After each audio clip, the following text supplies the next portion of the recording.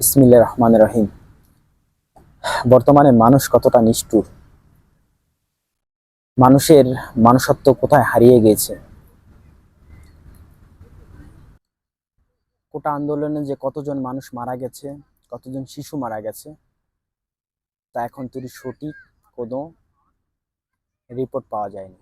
তো যে ঘটনায় একটি শিশু মারা গেছে আহাত করে নাম, সে যখন এই আন্দোলন চলতেছিল সে জানালা দিয়ে দেখতে গিয়েছিল, তখনই তার মাথায় এসে একটা বুলেট আঘাত করে এবং সে সাথে সাথে মাটিতে পড়ে যায়।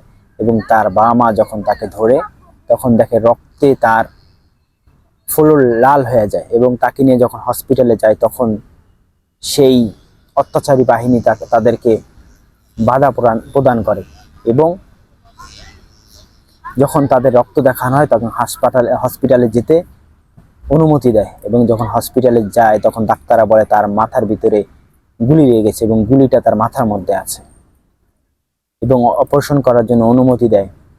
এবং 3 দিন পর সেই শিশুটা মারা যায়।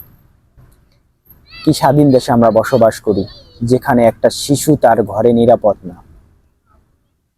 একজন পুলিশ সদস্য এবং আরেকজন পুলিশ সদস্যের বাচ্চাকে গুলি করে তার দেহটাকে ঝাড়ঝাড় করে দিয়েছে। টাইপ করে নাম একটা ছেলে, সে বাহিরে বের হয়েছিল এবং যখন তার বাসা থেকে তাকে না পাওয়া যাচ্ছিল না, তখন তাকে একজন সাংবাদিক জানালে যে 17 বছর একটা ছেলে হসপিটালের মর্গে আছে। তখন তার বাবা পুলিশ সদস্য চাকরি থেকে ছুটি নিয়ে হসপিটালে যায়, দেখে তার ছেলের নিথর দেহ। এবং সে তার ঊর্ধ্বতম